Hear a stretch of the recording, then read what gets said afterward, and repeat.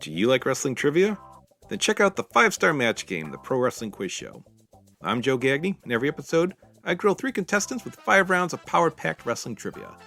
We have over 30 evergreen episodes in the archives covering WWE, AEW, Japan, Mexico, and much, much, much, much more. Play along at home and check it out today. Welcome back to the Gentleman's Wrestling Podcast. I'm your host, as always, Jesse Collings. Joining me once again, one of our serial guests onto the show. He's down in Miami, Florida, but the only reason I invited him on my show is because he's a real Maine person with tremendous Maine stock. It's Adam Berger. Thank you for having me, Jesse. Excited to be here. Yeah, you should be.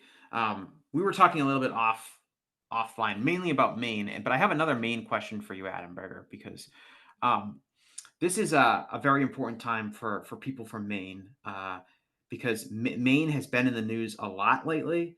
I know there's been some comments said, but we got to talk about Cooper Flag and where he ranks in terms of all-time people from Maine. Are the people from Maine like super excited about Cooper Flag? Oh, yes, definitely.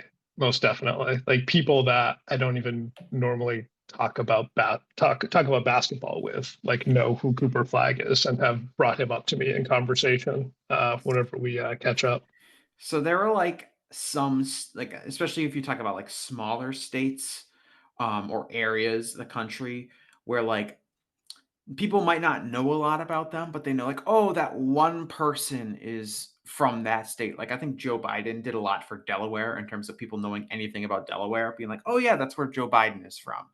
Um, I feel like Cooper Flag can be that for a whole generation of people that know nothing about Maine except like there's lobster there.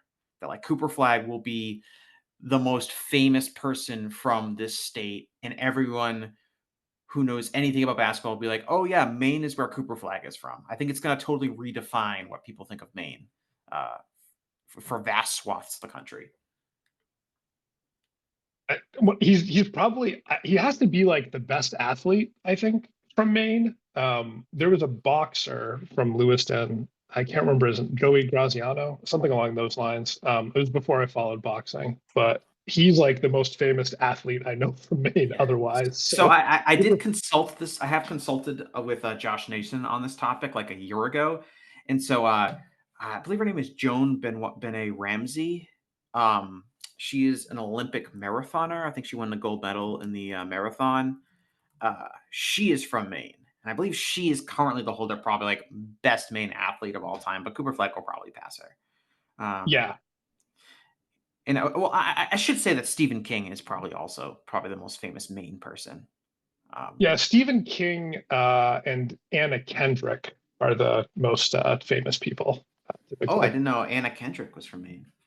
Yes, yes. Yeah. Um, yeah, so yeah, and Stephen King has also like brought Maine like into like pop culture with his books, and then the books get turned into movies. Like people like the whole Maine culture is always very prominent in his works. That's actually not what we're talking about today, but I could probably talk about Maine all day because I have it ranked number 2 in my New England State Power rankings in case anyone is interested. Um, where it lies.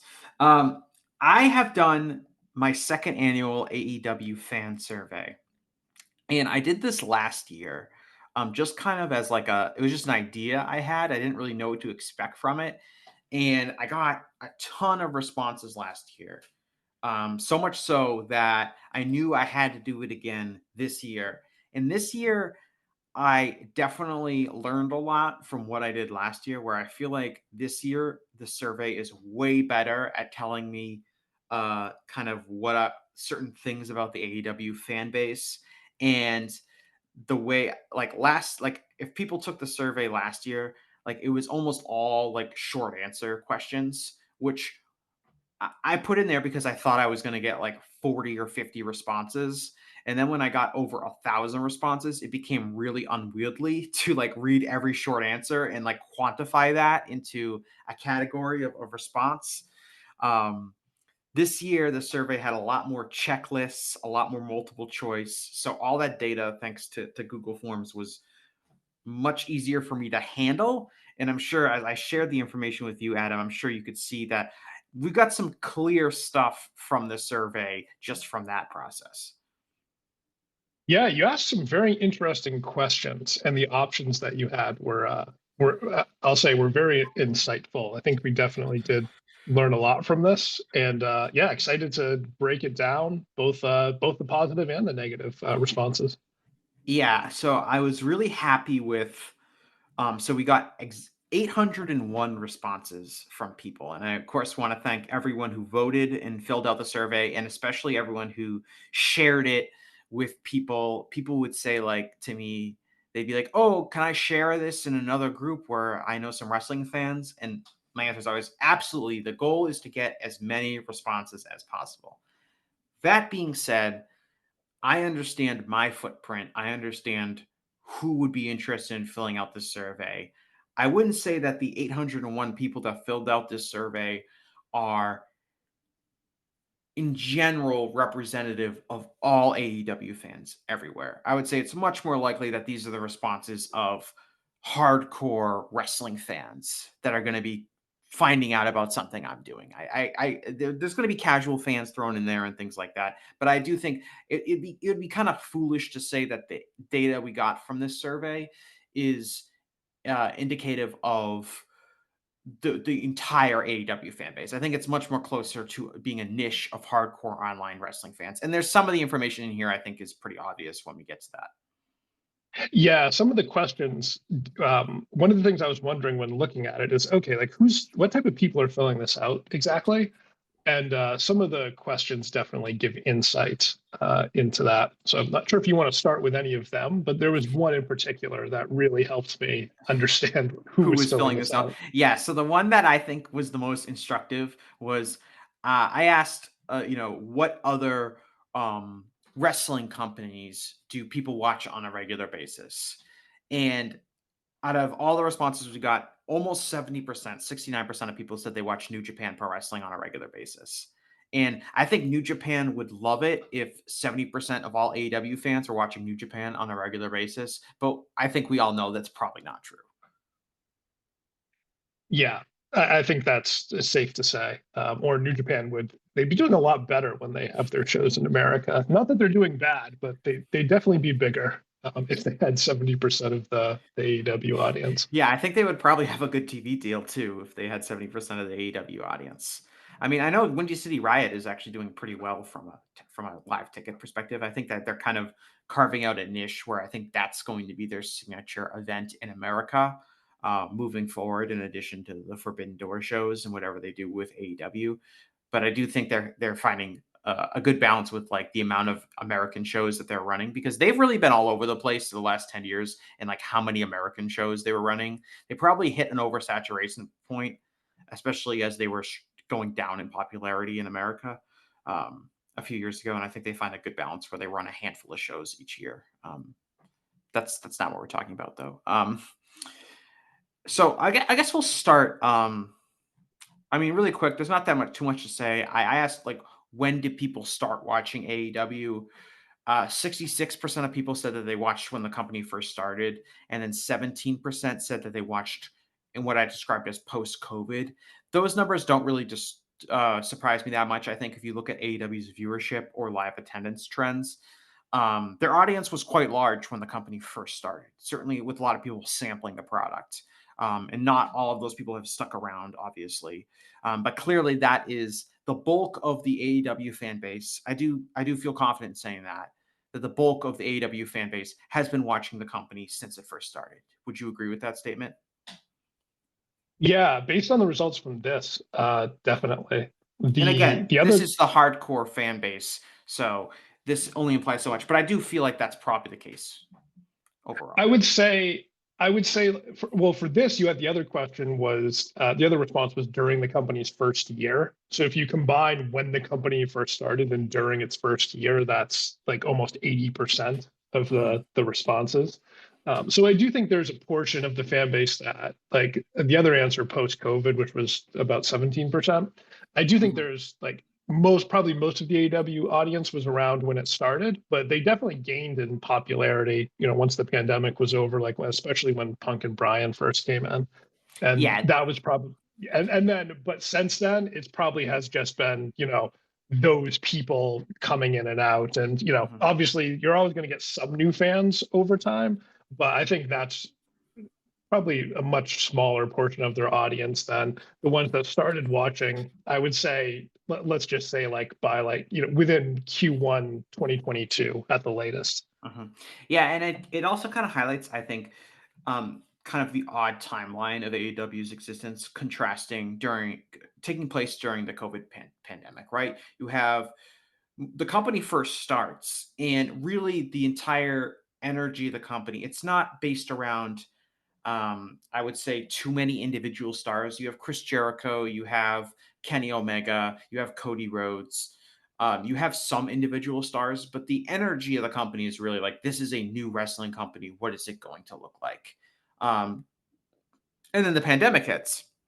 And for a while, you kind of have this stasis where there's really not, even though I think AEW had some really good stuff during the pandemic, especially when you look back on in hindsight, there's really not that much you can do during the pandemic, especially during like the empty arena shows. Um, it's not going to be a time. Have you gone back and watched any like pandemic wrestling, like anywhere? No, not at all. Yeah, and there's some really good stuff, but I just have no desire to watch it. Like, I remember there are some like 5-star like Shingo Takagi matches in New Japan. There's some really good stuff in AEW, but like I have no desire to watch anything from that era in any company. Even if I thought it was really good at the time, just because I feel like I'll leave those memories alone. I don't want to go back and remember, "Oh, actually, this is bad because of the atmosphere." But it really is kind of like, it's going to be like, go down, I think, as like a dark age in wrestling history. Even though we still had the product being presented week to week, and none of that changed. It just, there's no desire to go back and watch that kind of stuff. And then, so you have that, and that's kind of like the company's first 2 or 3 years. You have the starting period where it's just kind of selling the audience what is this new company going to be like? Is it going to be fresh? Is it going to be new? What kind of wrestling are they going to present? Who are they going to push? All that stuff. Then you have the pandemic. And then you have, as you said, 17% of people hop in post-COVID, which I kind of used as kind of a catch-all to really describe, 2021 with especially CM Punk, and then to a lesser extent Bryan Danielson, and we see a real takeoff in AEW's popularity, especially in the first few months of Punk's return to the company, and that definitely was a key point in bringing in new fans. We see that 17% chunk kind of hop into the company during that time period, and presumably have stuck around to a degree. Most definitely. Yeah. I mean, there's definitely a lot of fans that I know that came in around that time and are still watching today. Some not watching quite as much as they used to, but definitely still watch and have some strong feelings. And we did get a small percentage, 4% of our respondents here said that they started watching AEW in the past year, which is obviously a very small sample size. It's only 31 people in total. But I'm going to get into those people a little bit later. But I do think that there's a lot we can learn from those 31 people who've just started watching AEW this past year, because I feel like the way that they got into the company is going to probably be very different than the people who started watching when the company first started, or the people who started watching because of CM Punk or Bryan Danielson or one of the other wrestlers who came in post-COVID. I asked, like, do you watch AEW more or less than you did last year? I think 64% of people, again, said that they watch about the same amount of AEW as they did last year. I feel like I'm in that boat. 15% said they watched more AEW than they did last year, and 19% said that they watched less AEW than I did last year. How do you feel personally? Like, where would you fall on the spectrum? I'd say about the same. I was watching everything, so I don't think I could ever watch more. I don't think that would be possible unless I was like going back and watching old darks on YouTube or something. So I would say about the same. Yeah, Probably not. I guess technically, if you take Rampage away, maybe it's less. And I do miss collisions every once in a while, but more or less, it's about the same. Yeah, I didn't clarify that in the question, so I do wonder if some of the people that said that they watch less AEW than they did last year would be referring to Rampage, because I'm sure if you were watching all 3 shows last year, you would be watching less AEW this year, even if you were, religiously watching Dynamite and Collision every week. And obviously we can just look at television ratings. And you could obviously say that people in general are watching less AEW than they did last year, if you believe the television ratings. But of course, there's a lot of noise with that. But I think this is probably fair. I think over the past year, just the last 365 days, I think the AEW audience has steadied a bit, and we kind of know what their audience size is. It kind of varies depending on, we're talking about Dynamite, we're talking about Collision, are we talking about a pay-per-view? But it does feel like that they're kind of in the same range, both in live attendance and ratings at this point. It's definitely down from where they were a few years ago, but it's kind of steadied into what it is going to be right now. Yeah, although we don't know how many people are watching on Max, which is always the one of the talking points these days. But I would say it seems like it's definitely not. They've definitely steadied it and haven't been declining the same way they were like in Q3 and Q4 last year. So they've stabilized. And then, hey, whoever is watching on Max, like that, whatever number that is, that probably means they're actually doing better than they were towards the end of last year. Yeah, I know the flagship guys are, subscribe to the theory that if a lot of people were watching on Max, they would be touting about how many people were watching it on Max, because that tends to be how these media partners and streaming services work with everything. So if they're not touting it, it must be a pretty minimal number, which I think I kind of agree with. I definitely see the logic in that. I know personally, I watch on Max now. Just because it's a little bit more user friendly for me to watch it on Max than it is. I don't have cable. So I was previously watching Dynamite or Collision on, I have like a Roku TV, and I would be watching it on like the TBS app on my TV, but I'd be using my parents' cable login to watch it. And it's kind of like sometimes it would log me out and I'd have to type in the login again. It just wasn't that super user friendly, even though I had access to it. And when it's on Max, I just open up HBO Max and turn it on. To me, it's just way more user friendly, not necessarily because I wasn't subscribing to cable before. So I do wonder how many people have just kind of passively switched to Max like I have.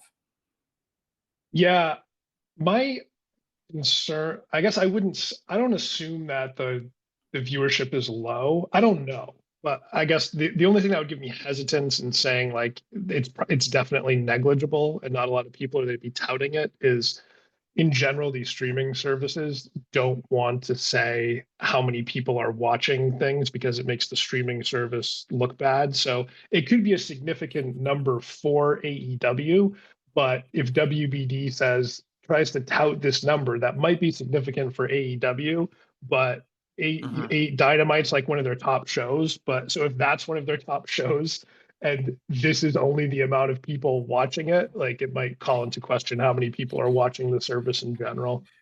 Yeah, that's a good point, because let's say there are 85,000 people that are watching on Max in the US. That would be a pretty significant, if you just add that total to the total viewership, Nielsen data that we get, that would be pretty significant. I'm sure it would bump up the key demo a little bit. But if you wouldn't be sending out a press release being like, oh, 85,000 people watched AEW Dynamite, like that would be seen overall as a really like small number that you wouldn't really be touting all that much. It's not like, 20 million people streamed this thing.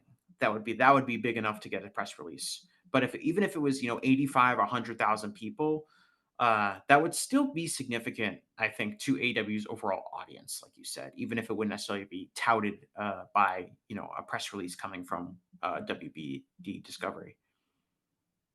Yeah, so I think based on that, like whatever number it is, right? It's more than are watching on TV. So maybe some people just didn't have cable, and Max is an easy way for them to watch. So maybe they used to have cable and they don't anymore, so they weren't watching, or who knows? There's a lot of different scenarios that come up, but I think that combined with the rating stabilization that they've had, at least relative to the past few quarters, I think they're definitely in a better spot so far in 2025 than they were, let's say, 6 months ago. Mm-hmm. Speaking of which, and the question is, how would you describe the overall quality of AEW in 2025?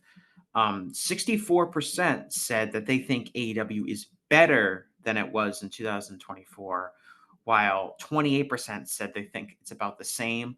Only a very small percentage, 6% of people said that they think AEW is worse than it was in 2024. Now, I do think the timing of this question and especially when we get into some of the responses, the timing of when this survey was given out, I think is beneficial to AEW in terms of fans' assessment of the product. I think that they have gone through a pretty strong period of product quality over the last few months. And a lot of people were taking the survey, just a week or two after Revolution, which was a really positively received pay-per-view with a lot of well-built matches and conclusions to stuff.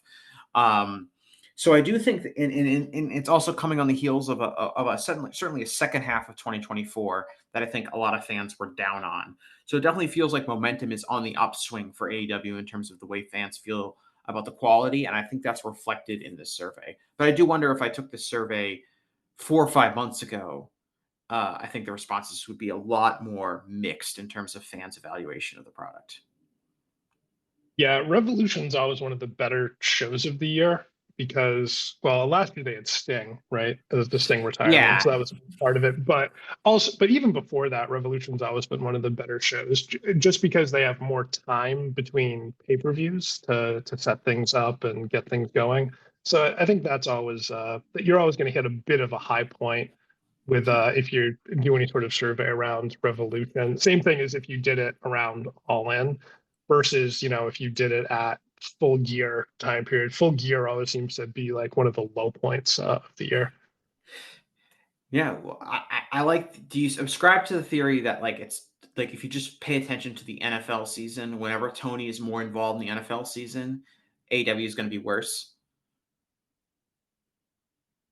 I don't know if it's that. It could be. That could have something to do with it. I'm not gonna.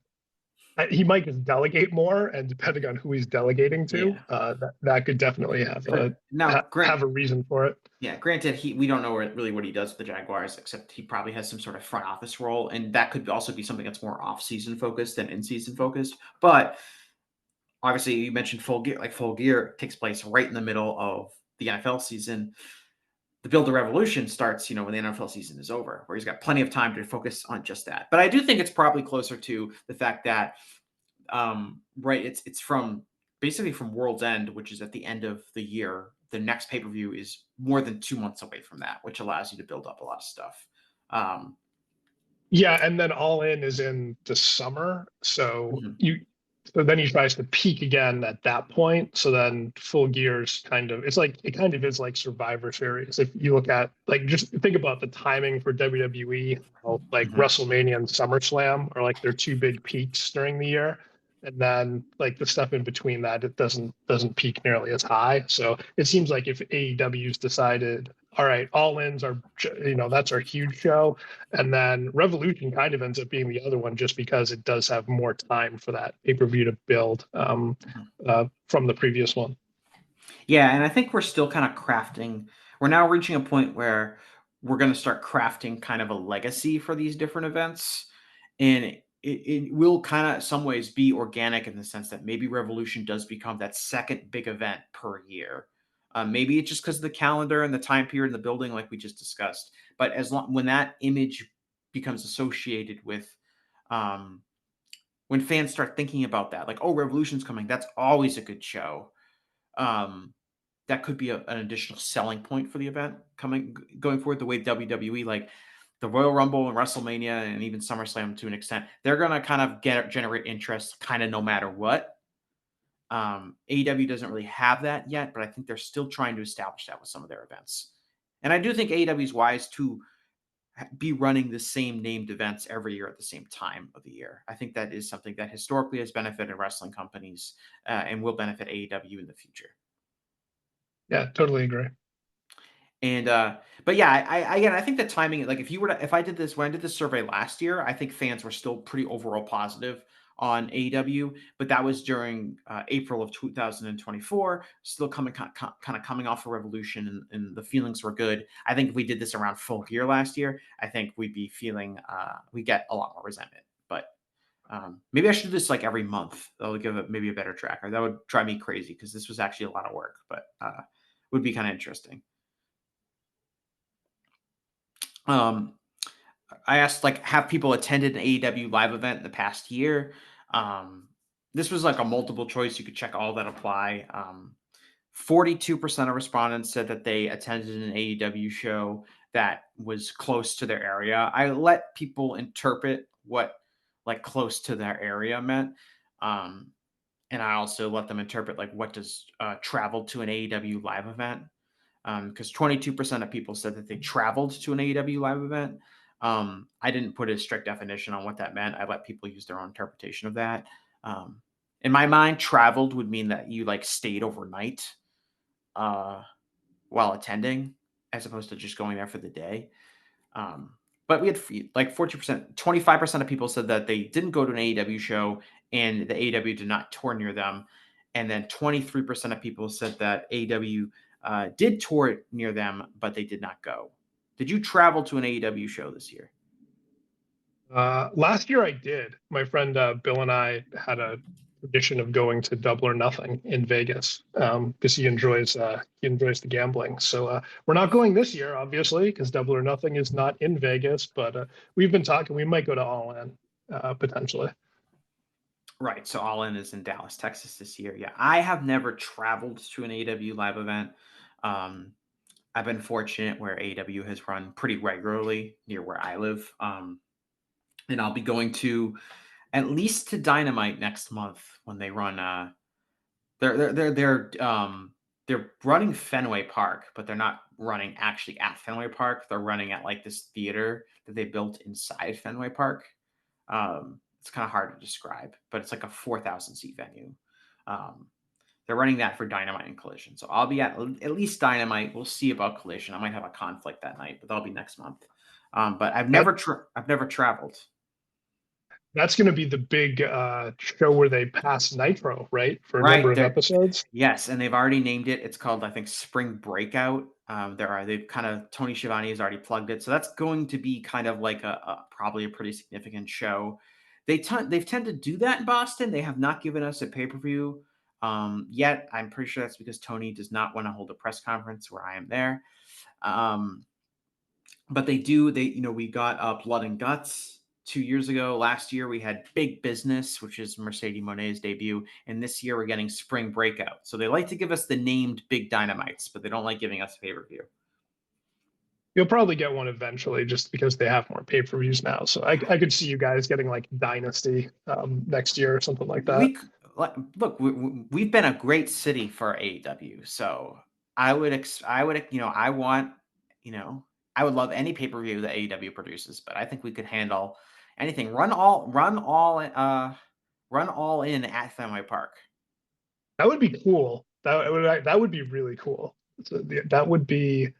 I guess the only difficulty with that is it's the summertime when the Red Sox are actually playing. But obviously they have away games or away series. Yeah, I mean they're doing that. They're playing at the Rangers stadium during the middle of the summer too. So yeah, that was the first thing when I saw that AEW was doing those the shows at that venue in Boston. The first thing I looked at was, that's not the night of a Red Sox game, is it? Because that would have been a nightmare. But from a parking perspective, that would have been terrible. Or just the traffic. Yeah, that place is Fenway's. It's a great historic park, but traveling around Fenway is not easy. So that would have been a nightmare. But hey, good scheduling job to avoid that. Yeah, I would like to see it. I want to see Darby Allin jump off of not the Green Monster, because I think that's probably too high, but could he do a spot off of the ladder that's hanging off of the Green Monster? 100% yes. And if he didn't, I'd be pretty disappointed. There'd be no reason to do a Fenway Park show unless someone jumps off that little ladder. Agreed. Do you know what I'm talking about when I'm talking about the little ladder? I think so. It's been, I haven't watched the Red Sox as much the past few years, but I think I remember what you're talking about. And Fever Pitch, it somehow extends all the way down to the field, and Jimmy Fallon climbs down it and runs onto the field. I People, remember watching that live. Oh, are you talking about oh, that was just something in the movie. I remember yes, when the Red Sox won the World Series and they filmed like Jimmy Fallon and Drew Barrymore kissing on the field, and like Fox showed it like while the Red Sox were celebrating. And I just yeah. remember thinking, why are Jimmy Fallon and Drew Barrymore there? Why are they kissing in the middle of this field? Yeah, I don't like that movie. Anyway, so I do want to point out with the survey data, I'm really interested in that 23% of voters, 185 respondents, saying that AEW did tour near them, but they did not go.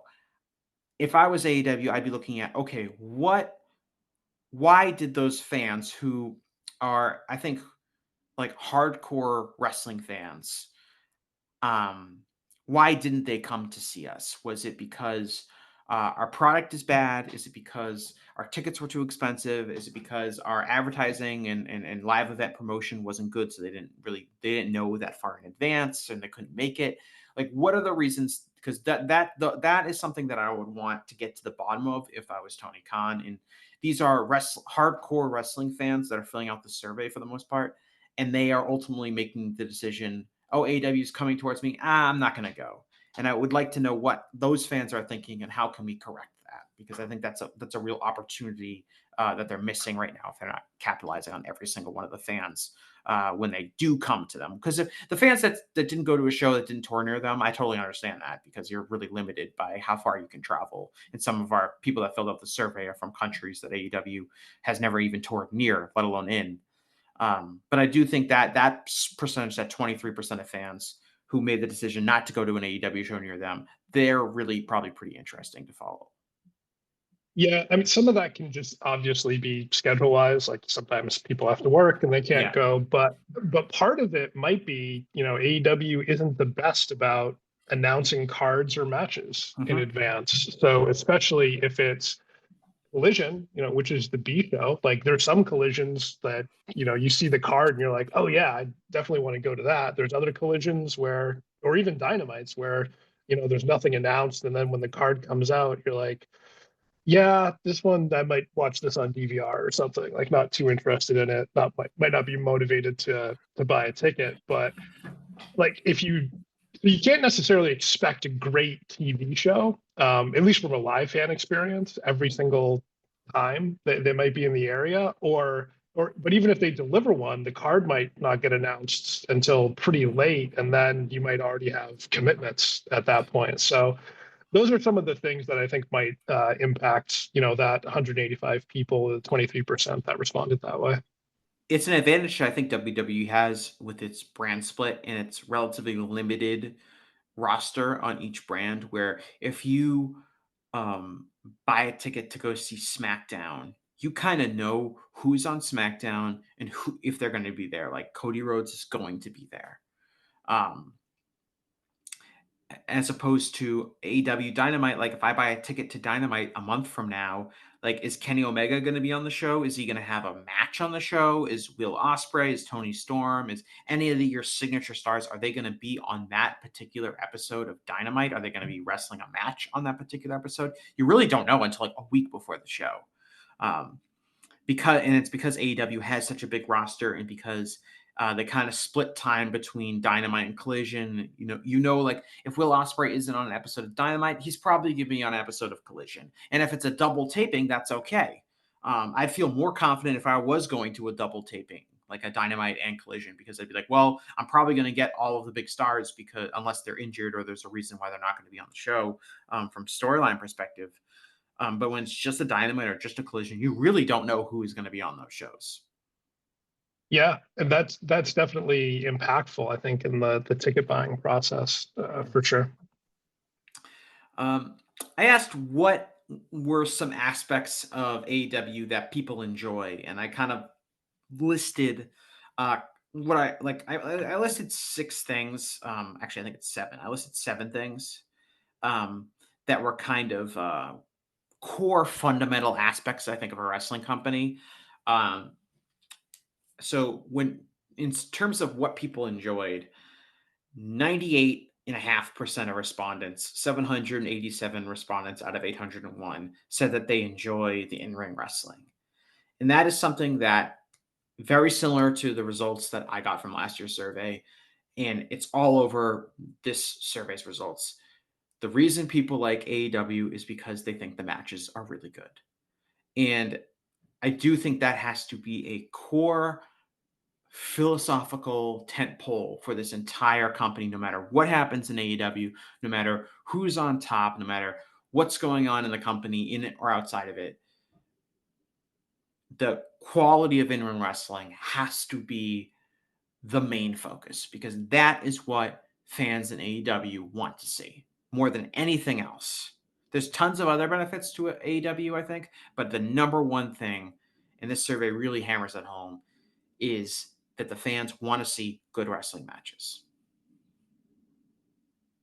Yeah, it also is a testament to the company producing good wrestling matches, because the other things that you have here as options for the survey takers to respond to, they're a little bit more mixed in and varied in terms of what people enjoy. But everyone said, we enjoy the in-ring wrestling that AEW has on their shows. So that's something, at least for this audience that took the survey, they universally like the in-ring product that AEW provides. Yeah, getting a universal approval response like that, I think, even, granted limited sample size, but I do feel like if you were to sample all of, if you were to able to get all of 650,000 weekly Dynamite viewers, or however many there are, and did the survey for all of them, it wouldn't surprise me if the in-ring wrestling had a similarly large percentage of responses. Yeah, the other stuff is mixed. Like, we got 77% of people said, I put down the wrestlers or characters that the company presents. I would say that's a really good number for that. 77% people really enjoy who is being presented. You're obviously never going to satisfy people. And there's also mixed responses. We got 64% of people said storylines and booking. When we get to aspects of AEW that people did not enjoy, some people that said that they do enjoy the storylines and booking also said that they do not enjoy the storylines and booking, because there's certain storylines and booking that they like and certain storylines and booking that they don't like. And I assume that's also similar for the wrestlers and characters and some of the promos as well. But overall, I would say that this is obviously, I think, mostly really positive feedback in terms of what we would conventionally think AEW is good at, and in what maybe they need room for improvement on. Yeah, can I give away what the lowest one was? Because that part was funny to me. Yeah, sure. 12.9% of the responses enjoy the merchandise that AEW has available. I never think about merchandise that much unless I'm at a show and seeing what they have potentially, but some very strong opinions in this survey about AEW merchandise. Yeah, I do not. I'm like you. I don't really think about merchandise that much. I don't buy wrestling merchandise. It's just not something that I would really be interested in doing. So I don't think about it that much. But I have heard pretty consistently since the company first started that people that are into buying a lot of merchandise have been really disappointed by a lot of the things that AEW does regarding that merchandise. And that will come up later. But if you read the individual responses, which I have every one of the individual responses, time and time again, merchandise comes up as a major problem. Now, in the grand scheme of things, I would rather have a company that has really good in-ring wrestling, really good promos, really good booking, and have crappy merchandise than have a company that has great merchandise but bad at those other things. I think it's probably the most minor of any of those things. But it is notable when we talk about AEW weaknesses, and something that probably should be pretty correctable. In how the merchandise game is, and that's why I put it down as an option, because I did think it was important to let people voice that displeasure. 50% of people said they enjoy the television production, which includes commentary. And I'll give credit to people who filled this out, because I actually would have a hard time saying whether I liked or disliked the television production, because I do think there's elements of it that I like. I think by and large the commentary is good, but there's definitely elements of the television production, like missing stuff and audio syncing, that I think has kind of inexcusably lingered as a weakness for the show for a long time. Yeah, I'd agree with that. That's kind of similar to storylines and booking too. Like if you look at so that got 65% positive, uh, and then the TV production got 50%. And so I think with both those things, it's kind of a mixed bag, right? Like there's aspects of it that you like and you enjoy, and there's aspects of it that you do not like and do not enjoy. Like specifically for commentary, like you put includes commentary. There are certain commentators that I like and think do a very good job, and then there's other commentators I wish were no longer on the show and I never had to hear them again. So there was also, yeah, I mean, with JR kind of being put out to pasture, I don't really have any problems with the commentary anymore. He's still around though. They So, have but him like commentating pay-per-view matches. it's I find him tolerable if he's doing like a one pay-per-view match. But yeah, I mean, I think I've railed on JR a lot here. And over the years, I mean, a lot of his commentary has been inexcusable in terms of his willingness to just bury what the company is doing, in a way that just made the listening experience awkward. Because I don't necessarily need a commentator that's just going over the top praising everything the company does. That's going to be insulting to my intelligence. But it's really awkward to watch a show and potentially often a wrestling match that I enjoy, and the commentator is just shitting on it. Yeah, my refrain with JR the last few years has been he does commentary like he's doing a watch along podcast. Like he doesn't speak in sound bites anymore and hasn't in a long time. Yeah. And it just distracts from, it doesn't enhance anything that's going on. It just distracts from it. So even if it's not like actively bad, it's still just distracting and doesn't enhance the match or anything. So yeah, that's why just have him do sit down interviews or something, and I'd be happy with that. Yeah, and I'll add, there was an other option to this question, and people were allowed to write in what they felt like was another reason they liked AEW. And I'm not going to try to. There's like hundreds of those responses, so I'm not going to go through all of them. But I'll just quickly say that I think two things that stood out. One was like just the overall alternative feel of the company just trying to be different than WWE. People really enjoyed that. And people also, I think, kind of consistently came up like inclusivity, pushing more wrestlers of color, pushing different types of women's wrestlers and that kind of thing. So those are two things that kind of consistently came up. Also came up was people like blood and people like that. And this came up in a lot of different ways. It just basically, it isn't run by sexual predators.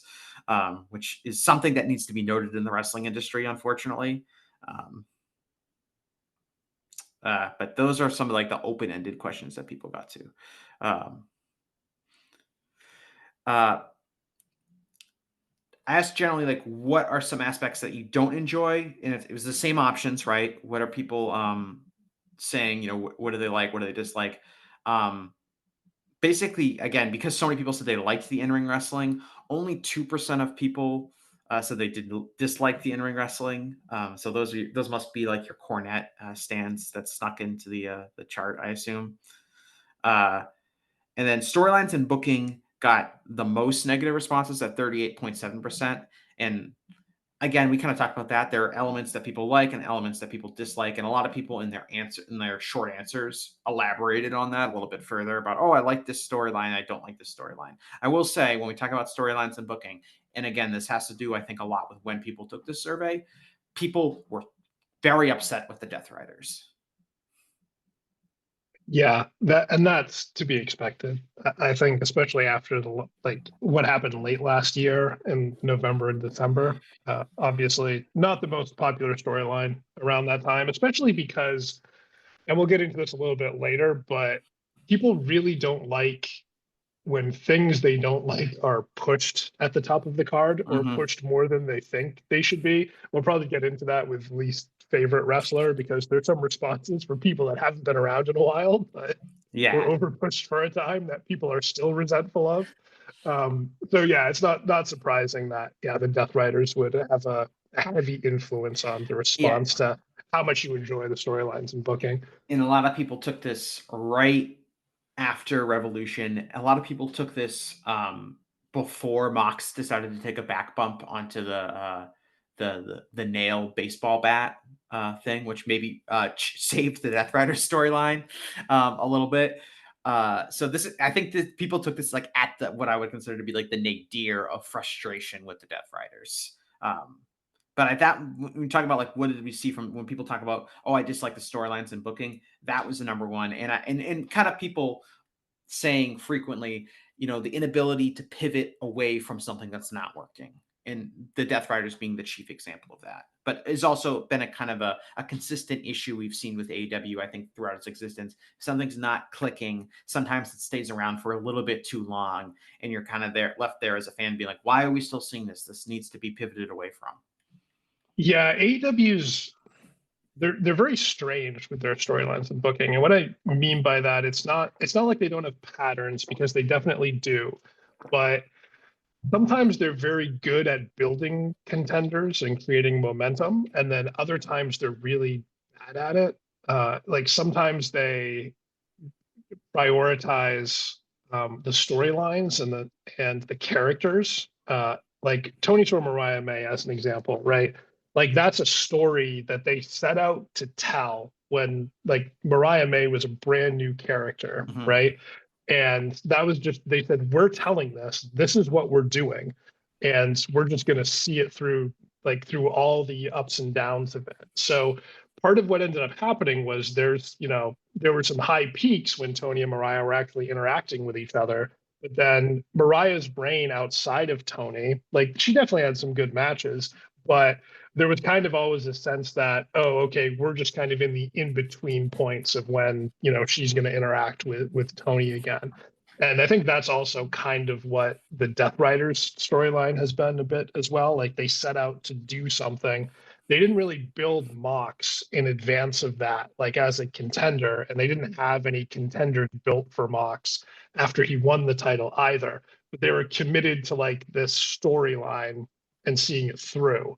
And then conversely, like the opposite end of that spectrum was Chris Statlander. They built up like as a contender during her heel turn with Willow last year in the series of matches that they had. So she was like built up as a contender, but then they turned her babyface like that made completely no sense. And it was a very like jarring character change that you never see stuff like that where someone just completely drops the character that they've been for months and just is a completely new character with absolutely no like inciting incident or anything that happens on TV. But it worked out okay because she had those great series of matches with Mercedes, which definitely raised her stock, and those matches did mean something because they had built her up by getting some wins. But from like a character and storyline perspective, it made absolutely no sense. So they're kind of a weird company that way, where sometimes they get really obsessed with telling specific stories at the expense of like actually pushing the people that the audience seems to like the most, or taking the time to build contenders to challenge for championships. But then other times they like just don't care about the story at all because, hey, we have a pay-per-view, or I should say they don't care about the character arc at all because like, hey, we have some big shows coming up. We need some contenders. So let's just put these acts into these matches. Yeah, we also noted that we talked about this already, but merchandise was the second most disliked thing right behind storylines and booking. Basically the same result, 37.8% of people saying they dislike the merchandise. And we got like a lot of feedback on that in terms of what people specifically, and the consistent thing was, and this is kind of one of the reasons I've never really been interested in wrestling merchandise in the first place, is people saying all the merchandise is stuff that I could never wear outside of attending a wrestling show. Like I'd be embarrassed to wear this shirt unless I was going to a wrestling show where everyone would understand what the shirt was. And that's kind of where I've been with not that I'm super embarrassed to be a wrestling fan, but I just don't always want to wear a shirt that screams to the world, I watch pro wrestling. Sometimes it's funner to have like a more subtle shirt where people who get it, and otherwise it just kind of looks like a regular shirt. I have a beautiful Genichiro Tenryu Revolution shirt where it's just black with the writing in yellow Revolution. And that's like, to me, like the ideal wrestling shirt, because no, you could walk down, wear that shirt anywhere and people would be like, oh, it's just like a random graphic tee. I don't know what Revolution is or means, but that's cool. And then, but if a wrestling fan saw it, they'd be like, oh, that's so cool, Tenryu's Revolution, which, to be fair, has only happened to me once in the many times I wear the shirt. But to me, that's like the ideal wrestling shirt. And I guess AEW's merchandise, from what people are telling us, is just really over the top. I like and watch pro wrestling, which is not necessarily what people want. Yeah, it's funny how the company was originally called the T-shirt company because of all the Young Buck shirts that preceded it. And I have a Young Buck shirt. I have it says Super Kick Things in the Stranger Things logo style. So people don't even notice it at first, but yeah, they think it just says Stranger Things. Yeah, but sometimes eventually they do, and that's always fun. Yeah. But the merchandise, and also just the availability of merchandise, I think that has gotten better. The availability at shows, from at least from where it used to be. But yeah, just the designs themselves stop being particularly endearing. I think the only piece of like actual AEW merch I've bought, I went to Forbidden Door one year and got a hoodie. And I also just own like a generic AEW hat, but I think that's it in terms of AEW merch. And I feel like that merchandise is fine. Like an AEW merchandise is fine. I've never liked a shirt that is just like a shirt and then like a really big graphic of like a wrestler. Which seems like it's a lot of merchandise. The mid-90s, like new generation WWF shirts that were just like pictures of Bret Hart and Diesel and Shawn Michaels' face, or Razor Ramon's face. Yeah, I will say I think Orange Cassidy has good merchandise for the most part. And I always thought one of the main reasons I think the Bullet Club merchandise took off was because you could wear a Bullet Club shirt and it wouldn't necessarily be like, oh my God, this crazy wrestling thing. People would say like, oh, Bullet Club, what is that? Is that a band? Are you a big Second Amendment supporter? Which is one of the reasons I stopped wearing my Bullet Club shirt later in life.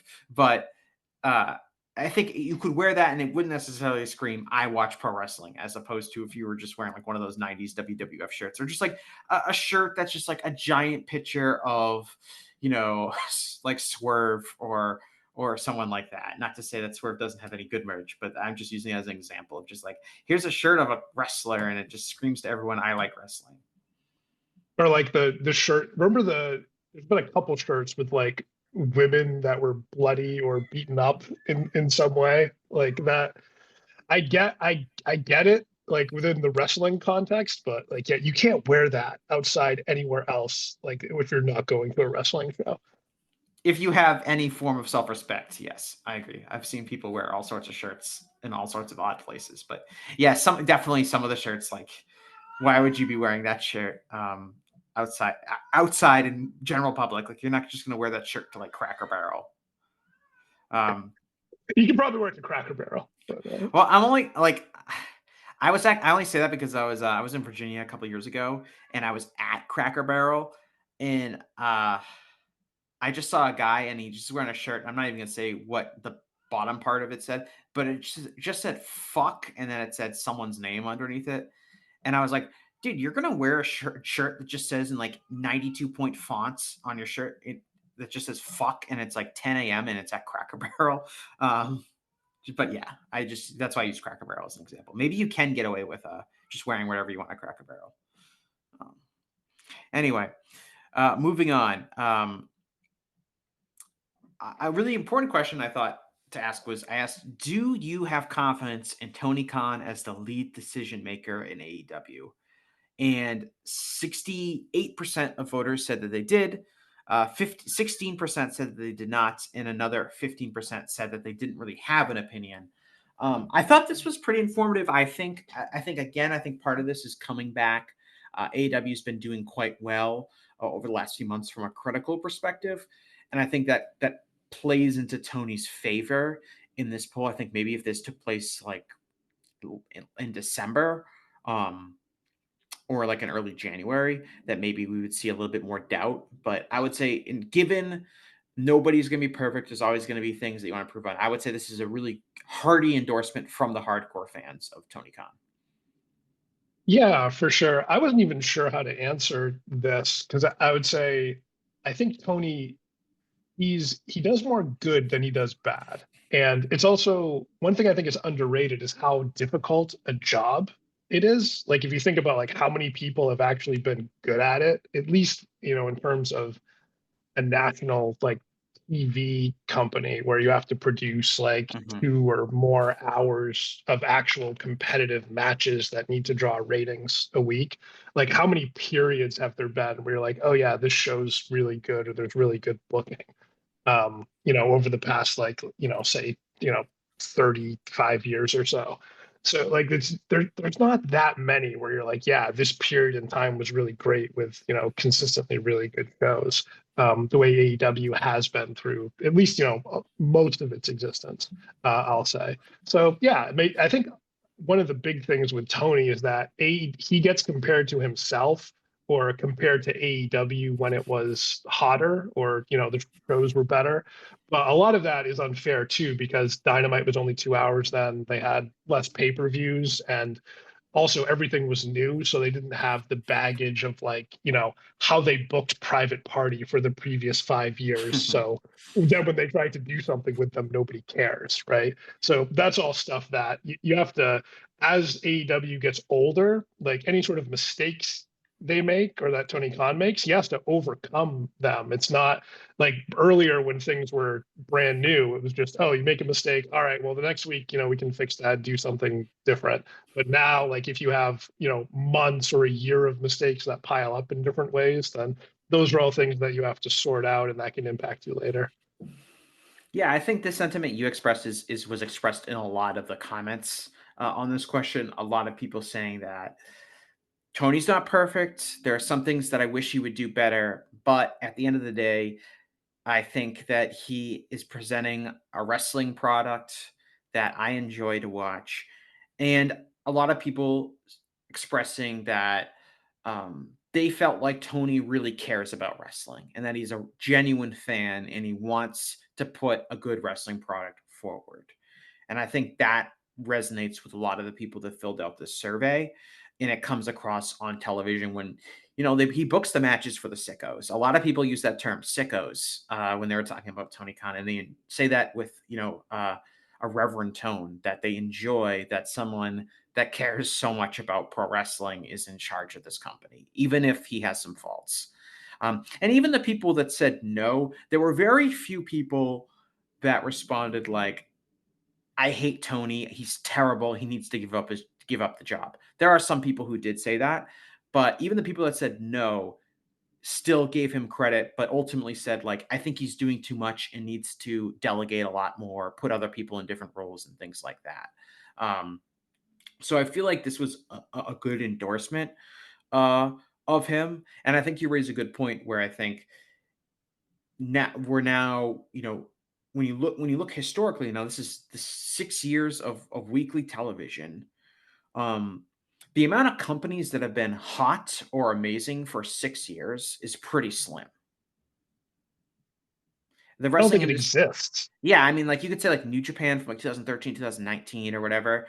Like, but like the wrestling industry was a lot more volatile in previous generations where you could be hot for a few weeks, then go down and then hot again, or hot for a year and then like cratering down. Like as AEW approaches passing Nitro, Trevor Dame mentioned, I think he said this in a thread post on social media where he said like, if you look at like compare AEW's like relative consistency with like WCW, which went from being like clearly second rate to being the most successful wrestling company of all time to not existing in the same time period that AEW has existed.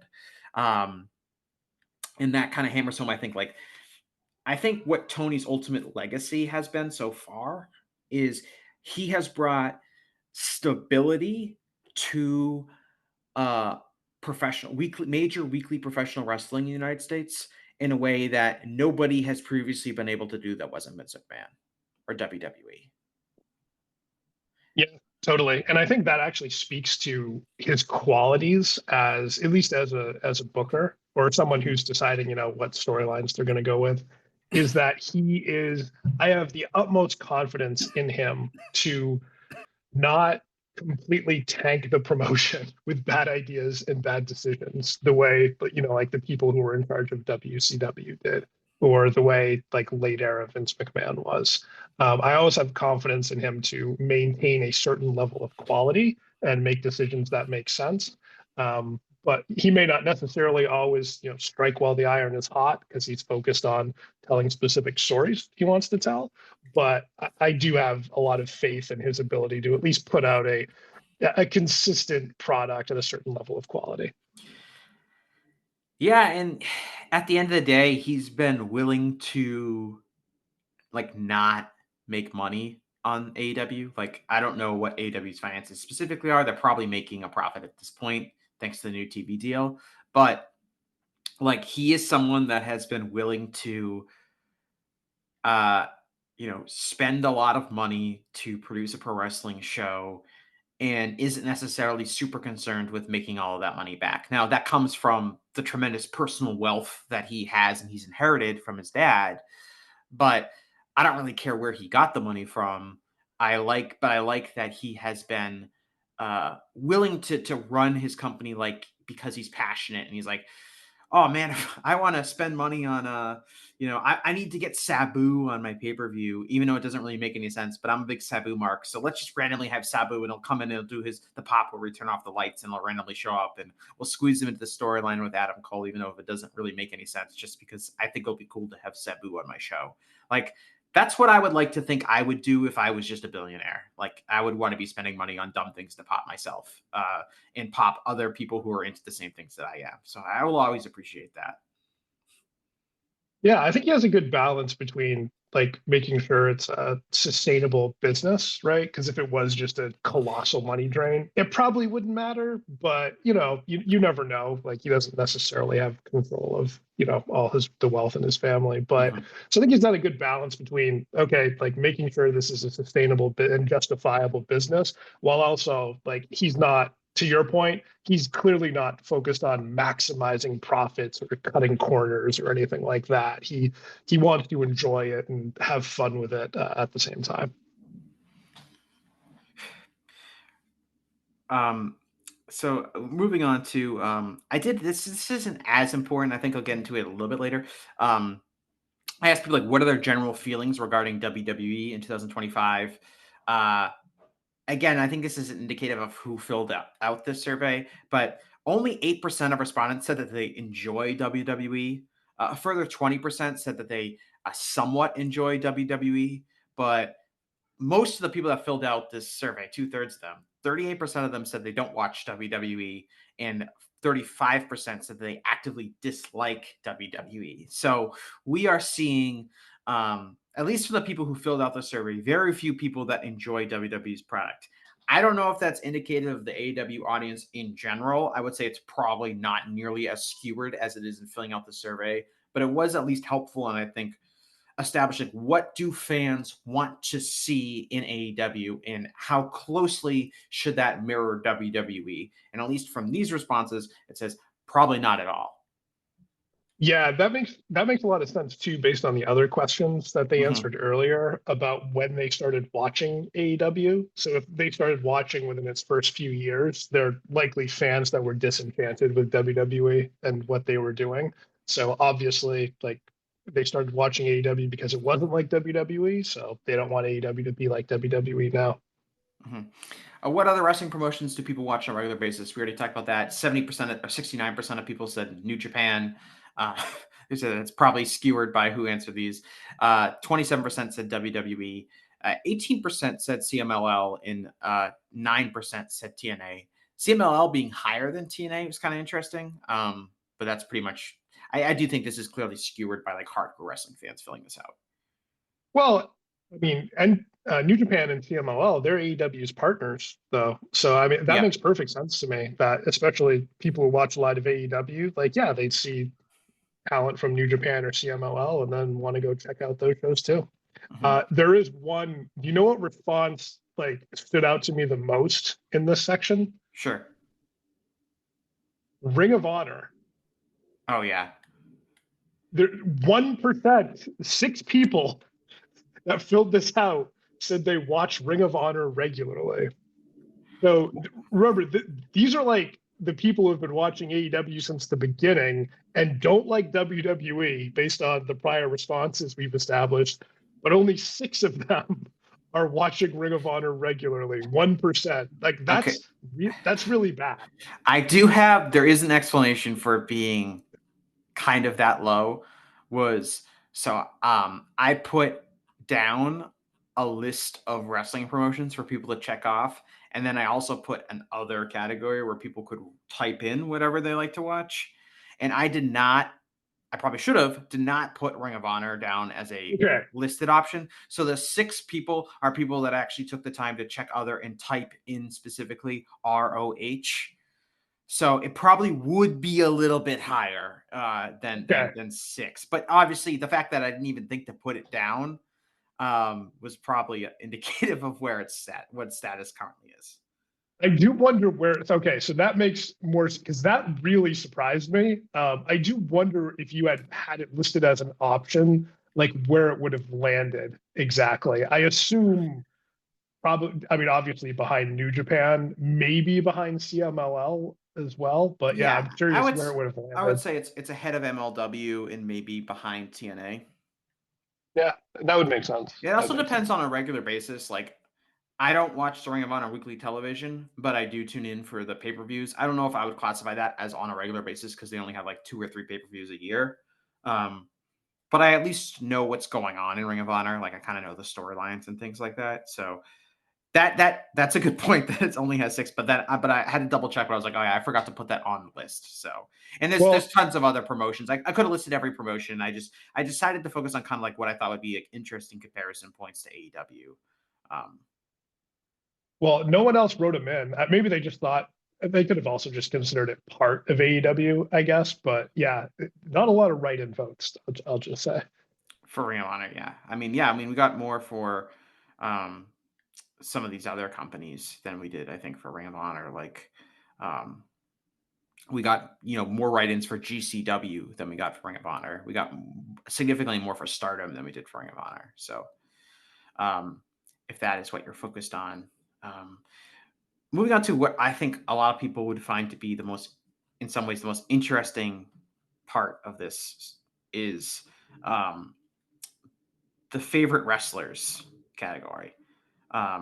So my last year, this was a complete mess because I let people write down whatever their favorite wrestlers were, and people spelled things differently. It was a total mess. This year, I got very official. I went on the AEW roster page and I wrote down every single person that was on the AEW roster page. I consider an active wrestler. I didn't include Don Callis. I didn't consider MVP or any of these other people. It was only like active wrestlers in AEW's roster, and people could check off a maximum of 10. People could actually check off more than 10. There wasn't actually a limit. I just asked people to not select more than 10. But so if people actually checked off like 30, I would not really have any way to know that unless I personally pursued through every single one of them. But in terms of the most popular wrestlers in this company, I'm going to just give off the top 10 right here. Hangman Adam Page, number 1 most popular wrestler in the company, according to the survey.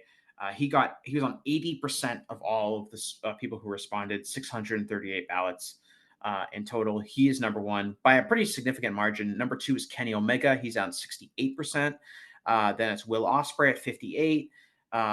Swerve Strickland at 56. Toni Storm at 55. That's also the highest woman is Toni Storm. Konosuke Takeshita at just under 50%. Willow Nightingale at 47%. Eddie Kingston at 40%, which is pretty remarkable because he hasn't really been on TV in a year. Bryan Danielson at 33%, and Orange Cassidy at 27%. Does anything jump out to you just with that top 10?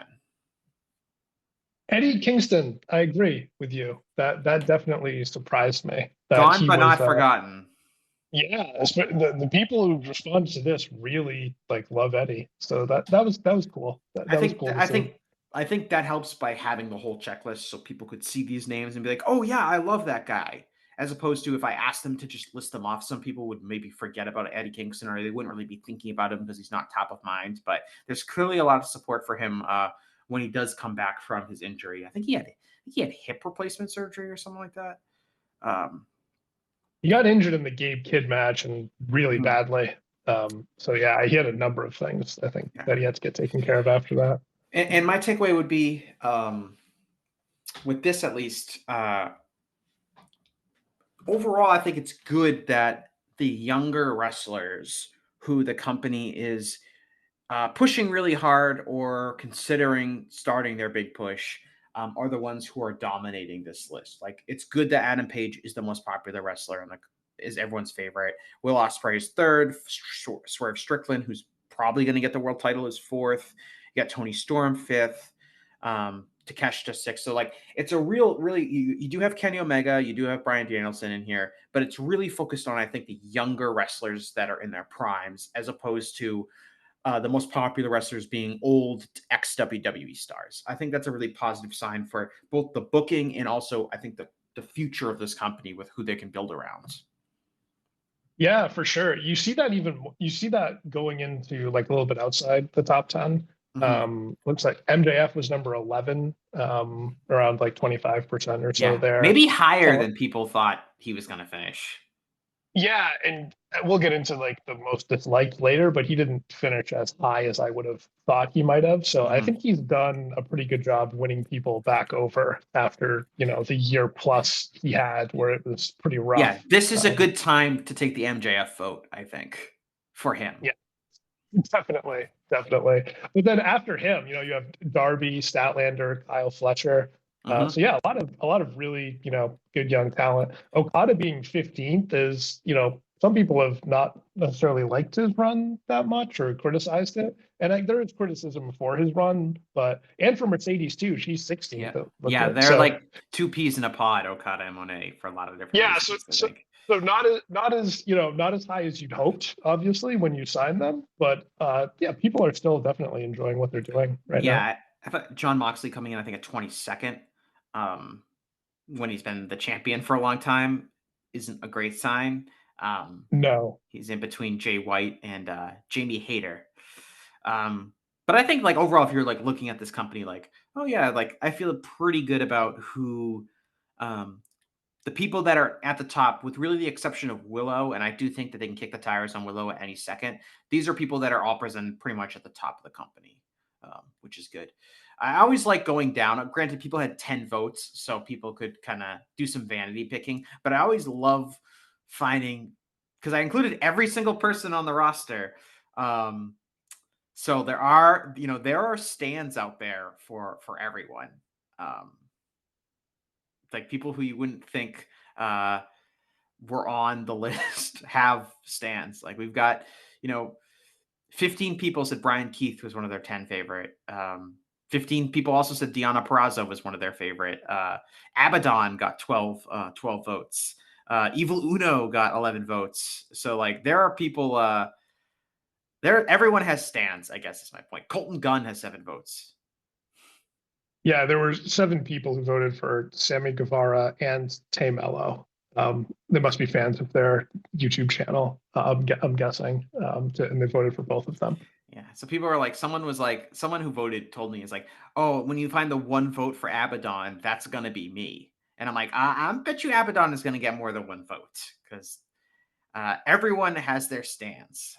So even people that finished like kind of higher than like one would think, like, I don't know, like Hikaru Shida was like, she got almost 60 votes. She got 59. Nyla Rose got 46. Like, some people that haven't really been featured a lot lately, getting those votes.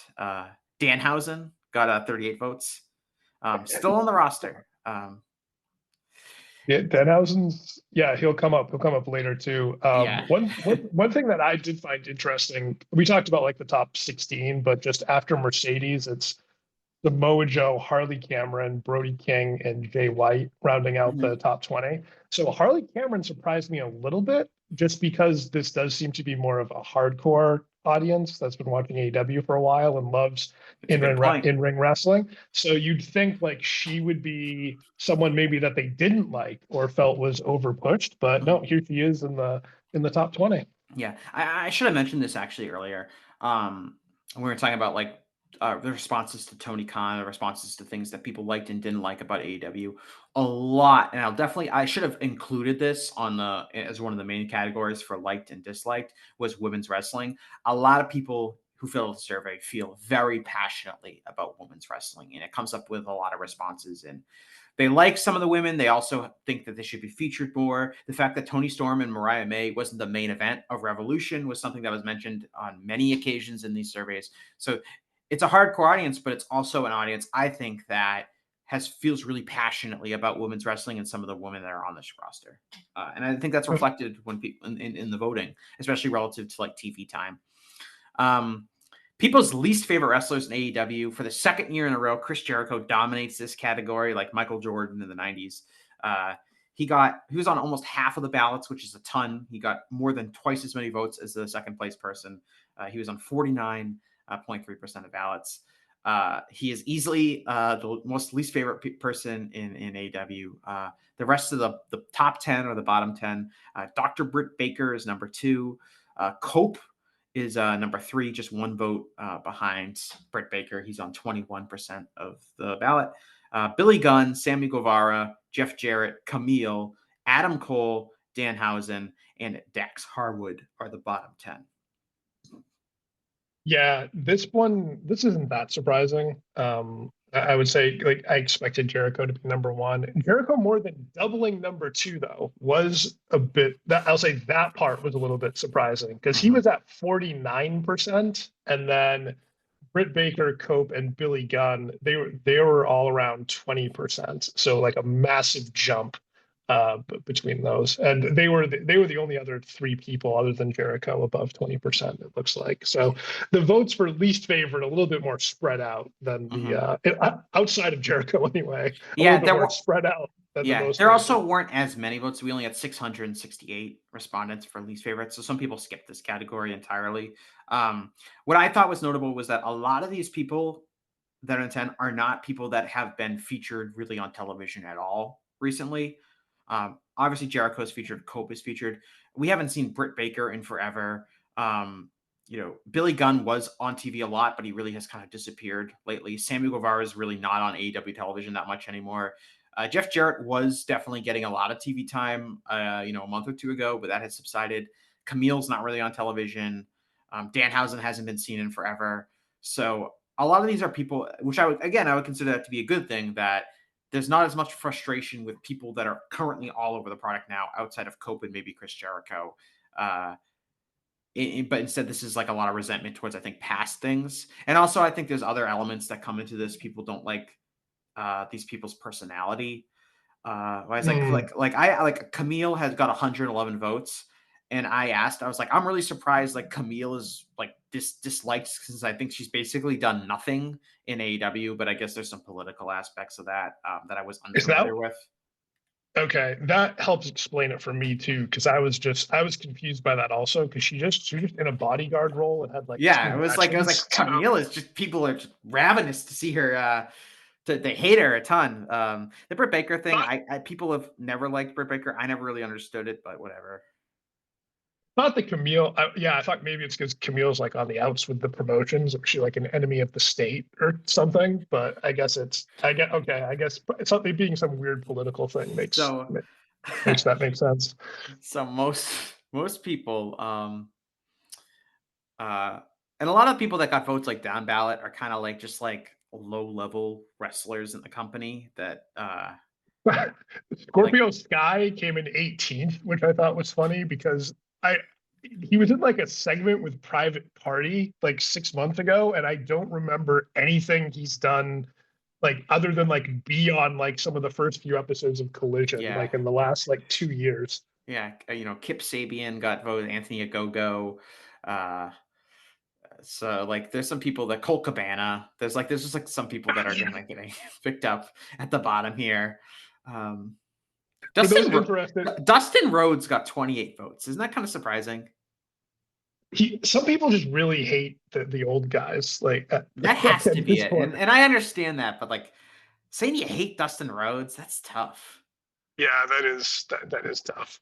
For those interested, MJF was 12th, and just because we brought up before, and so I think that's around actually where he finished.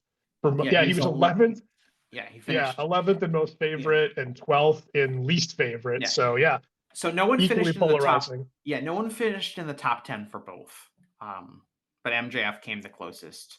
But yeah, it is kind of interesting to look at some of these people that get votes and some people like I don't know, it's like irrational hatred for certain people. I will say, so this is kind of a funny story. So several people reached out to me, and this was said multiple times, and I assume this person would have finished in the top 10 if they had been listed. But people were wondering, where was Saraya on this list? Because people wanted to vote for least favorite, and they couldn't find her because she wasn't listed. And all I had to say was, look, I just took everyone that was on the AEW official roster page and put them down. So if they weren't on the official roster page, they're not going to be on there. So Saraya's not on the official roster page. And then like 3 days later, it came out that she like announced her release of the company. But I think she had already been taken off the roster page before that because I didn't have her down on this list. So I feel like I kind of found out and broke the news that she wasn't with the company anymore just by accident. But she probably would have finished in the top 10, but it doesn't matter because she's not with the company anymore. I love that the roster page on the website is like the official determining factor if someone is employed by the company still. Yeah, I mean, like people that we haven't seen in forever, like Keith Lee, are on the roster page because he got 13 votes. Okay. Yeah. Some people still really mad about that hair dye job that he did. I would like to and granted, there are like we have some short answer stuff from this, but I do like reading about people that are just like really mad about smallish members on the roster. Like it's one thing for people to be like Jericho hogs too much TV time, he's too old, I don't like seeing him or whatever. But the people that are just like, I fucking hate Dante Martin, fuck him. Like it's just really funny. Just because it's kind of irrational. Yeah, there's some people that just rub us, the wrong way. We just don't like watching them. But so when opportunities come up like this, you got to let it be known. So the last kind of portion of this was I pulled out two kind of subcategories of the vote, which I thought were worth focusing on. The first one that I have is I looked at the people who said that they liked WWE, which was 65 respondents. And I wanted to see if their answers contrasted at all with the voting body as a whole, just because I think that's an interesting group of fans to study. So just some real quick breakdowns. 57% of WWE fans that filled out the survey said they watched about the same amount of AEW as they did last year, while 31% said they watched less AEW than the previous year, which is slightly more fans tuning out of AEW than watching the same as the general fan base as a whole. So that wasn't really interesting. What I did think was interesting was that only 35% of WWE fans that responded to the survey felt that AEW has been better in 2025 than it was in 2024. And as we discussed earlier in the show, that's a pretty big difference. 64% of the whole voting body felt like AEW was better than in 2025 than it was last year. But for whatever reason, out of this WWE fan subgroup that voted, that's not resonating with them the same way. Which a lot of people are saying, good, I want those people to dislike the show. But I did think that's a really noticeable difference between the WWE fans and the general voting body in terms of how they feel like the product has developed over the last year. Yeah, I'm not sure when, because when you say the last year, I don't know exactly what time period people are thinking of necessarily. Like, I don't know if it's this time last year or, just at some point last year. So it could be that people, like, especially WWE fans, like maybe they just, they're watching less AEW now when the build to WrestleMania gets up because they're watching more WWE or something like that. Or maybe the changes that happened over the last few months where like the AEW fans actually like it more than the hardcore AEW fans because it's a little bit less sports entertainment, we'll say, focused. Like they have the C2 followed by the build to Revolution, which was a little bit more, meat and potatoes, pro wrestling than late last year was in a lot of ways. So yeah, that's an interesting response, but that those could be some reasons why. Yeah, I don't know exactly if that's the case, but I imagine a lot of people will read that information and will think it's because, oh, last year was more sports entertainment-y and this year isn't. But again, we are talking about a small group of people. 15% of WWE fans felt that AEW has gotten worse since 2024, which isn't that much, but as a whole, only 6% of people said they felt like AEW was worse than it was last year. So WWE fans, again, that's kind of corresponding with the previous data, feel that the company has gotten a little bit worse than the voting body as a whole. 91% of WWE fans said that they enjoyed the in-ring wrestling in AEW. It's not 98% like the voting body as a whole, but still really, really high, not really that big of a difference. The bigger difference would be only 41% of WWE fans said they enjoyed the booking and storylines at AEW, and that is well below the 64.5% of the voting body as a whole. So again, the booking being kind of, I think, a key sticking point where a lot of the pro I don't say pro WWE because that's like a charge term, but people who enjoy WWE who filled out this survey, the AEW booking is not resonating with them the way it is with the general voting body as a whole. That makes sense to me for a couple of reasons. One is AEW they book differently from WWE and always have in terms, and we talked about this earlier, in terms of like who's on the show each week and who's doing what each week. Like WWE, it's the same people on the show each week. Most of the time they're involved in the same storylines week to week. So it's like the same people interacting with the same people over and over again, maybe in slightly different combinations and variations with, storylines maybe crossing over a little bit, or just, picking up like different people that have different tag matches. Whereas AEW, like you might have one set of storylines and programs one week and then a completely different set the next week. Like maybe some top stars will be on most weeks, but even they get time off, for a week or two here and there. So I think that's probably has something to do with it, is like WWE fans have a certain expectation for how wrestling is presented. And when things vary from that, they don't like it as much.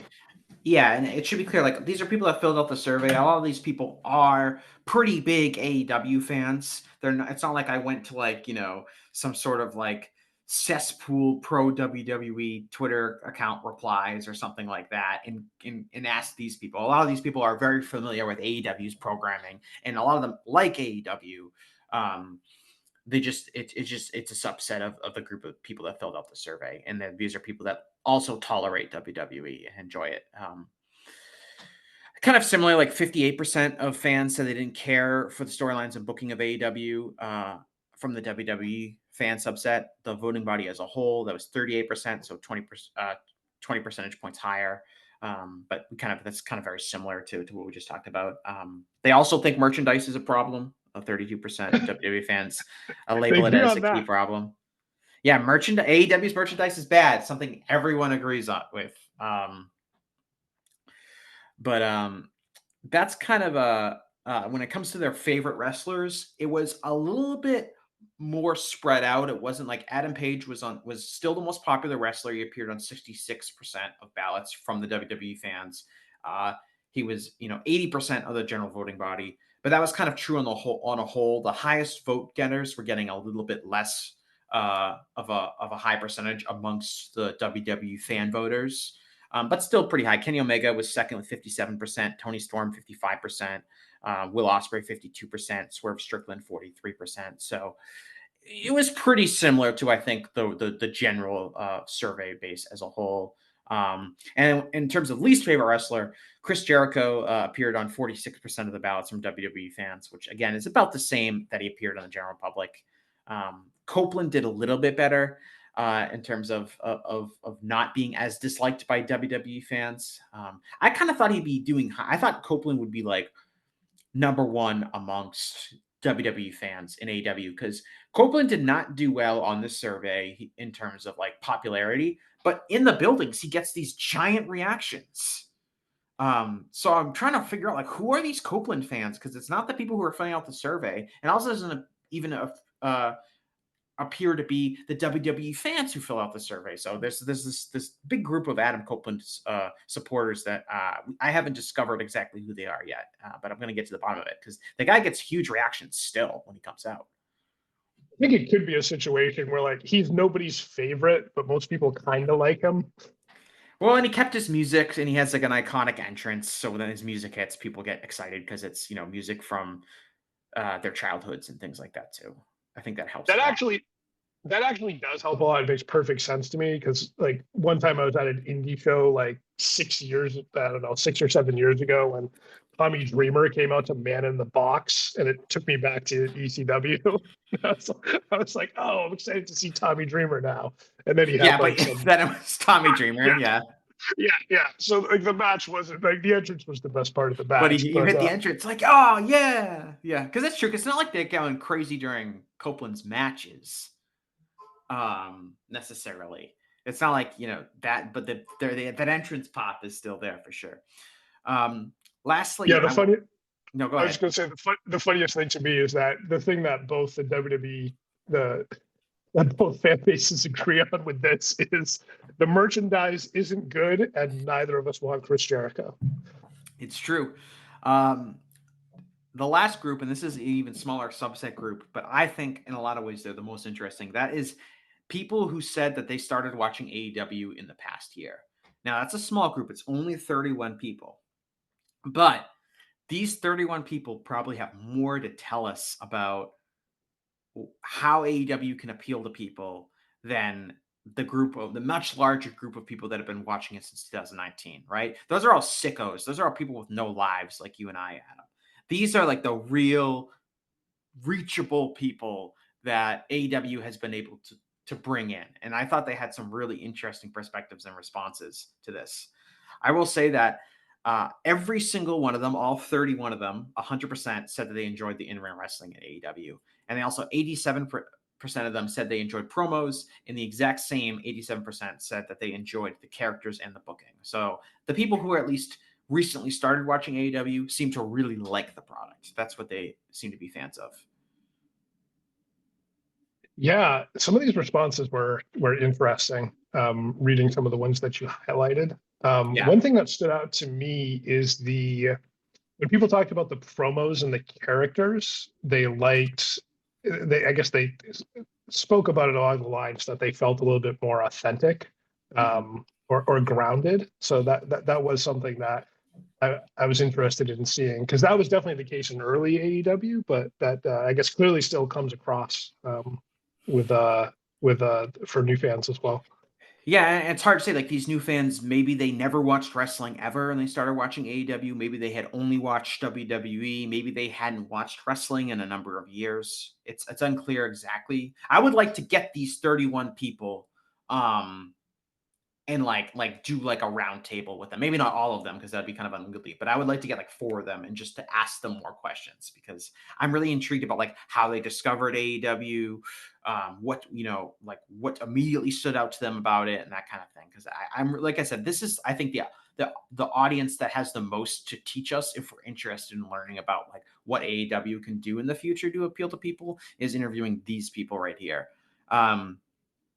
They also said kind of the same when they asked what they didn't like. They had some of the same issues. Like they didn't like They had some issues with booking decisions. A lot of it focused again on the women. They also didn't like merchandise. But that's like kind of a consistent theme throughout it. Some of them, didn't like too much talking, doing the long promo segments that open the shows. I think that's very much a WWE trope that AEW has leaned into a little bit more, which is like Dynamite opens and it's a 20-minute promo. That I think reminds people too much of Reign of Terror, Triple H. But those are kind of stuff that came up.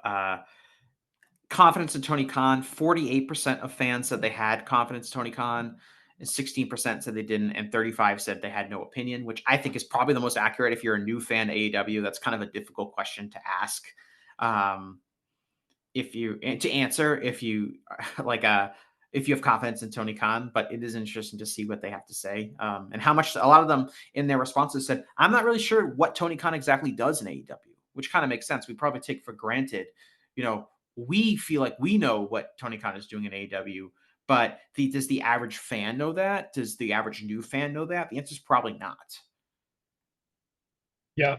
I mean, do we really know what Tony Khan's doing? Yeah, we also don't really know. Like, we don't know what idea he was responsible for and what idea he wasn't, and what he said backstage, and what whose idea was this and whose idea was that. As the leader of the company, I think all credit and all blame goes to him in a way, but we also don't really know, which is probably fair.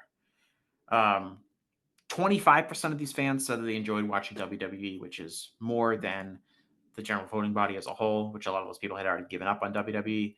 Kind of notable, Will Ospreay, most popular wrestler among new fans. He's on 77% of the ballots. So Adam Page was second with 67%. But if you're a new fan, Will Ospreay is the most popular wrestler. And I kind of understand that because I think that's reflected in, if you look at who has been presented as an exciting, cool guy over the last year, and that's your only impression of AEW. I think clearly Will Ospreay is the guy that fans would gravitate towards. Yeah, I mean, he stands out immediately, and you watch one match of his, and it's very obvious why he's a star and a big time wrestler, and presented as as a really good wrestler. So like it makes sense to you instantaneously. Whereas some other people, like if you're a new fan who doesn't know who Chris Jericho is or why he's popular, you might be a little bit more confused by that. Chris Jericho was number one for least popular wrestler. A lot of the people of the 31 didn't fill it out, so it wasn't like a huge sample, really small sample size in terms of like Chris Jericho, least popular wrestler, but he did appear on the most ballots from that small subgroup of people. Toni Storm was third in terms of popular. She was on 61%, so she's a character that has really grabbed the attention of these fans. Kenny Omega was only on 48% of new fans' ballots, but I understand that because he really hasn't been around. He only recently came back. He's only wrestled a handful of matches. Like, how many matches has he even wrestled on AEW in the past year? Is it 2, 3? You can definitely count them on one hand. Because he had that Blake Christian match. Was that the second one he's had?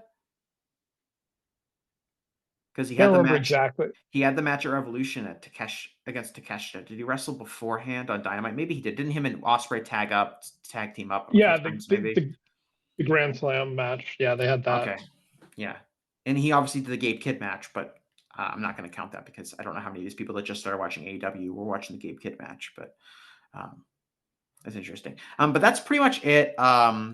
Again, I want to thank everyone who shared the survey around, and certainly everyone who filled it out. I have, and it will be up at the same time right now as people are listening to this on voicesofwrestling.com. There's a really long recap of the survey results. A lot of it is stuff I already said, but I got graphs and charts and all sorts of stuff that people can look at to help visualize all this data. So it's not just something I just said in audio form. People can have it and you can refer to it. And if you're interested in accessing the data, you can reach out to me. I'll be happy to share it with people as long as they pay me a ton of money for it, because I did all the hard work cultivating it. That's for you, Tony. If you want this data, it can be had from me. It can be had from me if you're listening, Tony. My price, my check, my bank account is open if you wanted to make a deposit, if you wanted all this data that I did for you. But I want to thank Adam for joining the show. Adam, you got anything you want to plug? Yeah, so I was recently on the podcast The Ballot, which Ryan Nietzsche hosts. So he goes through all the new candidates for the Observer Hall of Fame. each year, and so we discussed Drew McIntyre. Came out a few weeks ago. So yeah, we discussed Drew McIntyre, did a deep dive into his career, and then also discussed the Hall of Fame column that I wrote during the last voting season about whether the voters were a little too hard on the modern candidates. So yeah, definitely check that out if you're interested in the Observer Hall of Fame. Yeah, the Drew McIntyre audio was really interesting in that I guess there's a lot more there's a lot more to unpack with his career than I think I initially gave him credit for. Like, to me, I look at his name on the ballot and I'm like, that's not Hall of Famer. Come on, what are we doing? But I do think that, and this is true for a lot of the candidates, once you kind of do a deep dive into their entire careers, maybe you don't come out with a completely changed opinion, but I do think there's a lot more thorough analysis that is warranted amongst pretty much anyone that appears on the ballot, even if ultimately you feel like they're not candidates. Yeah, for sure. And that's what I love about the whole exercise of the Hall of Fame is you learn so much about all these different wrestlers and their careers, even ones you feel like you're already familiar with. If you take the time, there's always more you can learn. So yeah, definitely looking forward to Hall of Fame season later this year. And if you are a Hall of Fame voter, vote for Hayabusa. Well, Japan's wide open now, Adam. Now's the opportunity. He was number one, and he's like the number one guy, the number one vote getter in the Japan region from last year. So I'm very hopeful about his chances this year, and I'll definitely be campaigning for him later this year. It's going to be really interesting. Japan is going to be so interesting this year. It was already kind of interesting last year, but it's, I think it was really difficult the last few years, and now I feel like it's really open. Doesn't mean that there's not any good candidates, because there's still some people I'm pretty passionate about. But it is I think it's going to be really fascinating, because there's no like super obvious slam dunk candidates, and everyone else and a lot of the people that are on the ballot now have been on the ballot for a little while. And I think it's going to lead to a lot more closer examinations of people. Yeah, that's what I'm hoping for as well. And I think this is the way the Hall of Fame only started in 1996. So once all the obvious people go in, then, some of the less obvious candidates, we can do, more thorough examinations of them. And I think this is exactly the way it's supposed to work. So really looking forward to later this year. People need to watch the match from Dream Series from All Japan from a few weeks ago. It's Kento Miyahara and Yuma Aoyagi versus the Saito brothers.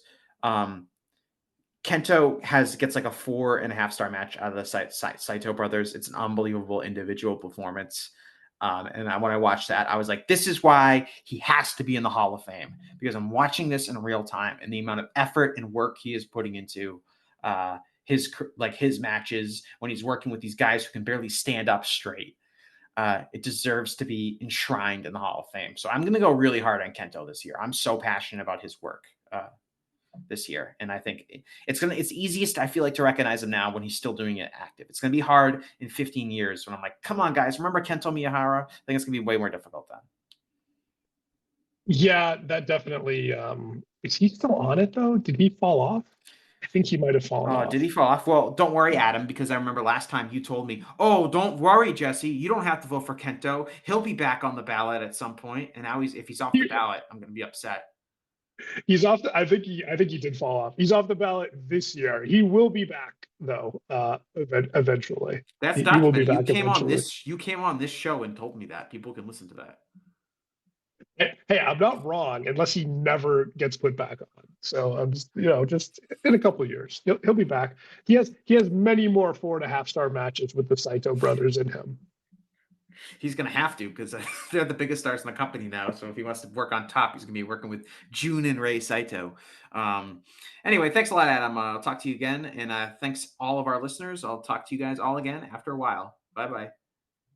Hello, do you like New Japan Pro Wrestling? Are you a Shin Nihon freak? If so, check out the Super J-Cast with Joel and Damon on the Voices of Wrestling podcast network. And even if you fucking hate New Japan Pro Wrestling, listen to the Super J-Cast anyway. Not just for our great show reviews, analysis, and pastrami sandwiches, but there's also usually some dick jokes somewhere in the obligatory opening 30 minutes of absolute nonsense we chat about every single week. That's the Super J-Cast for all the best talk about New Japan Pro Wrestling, crisps, and pornography.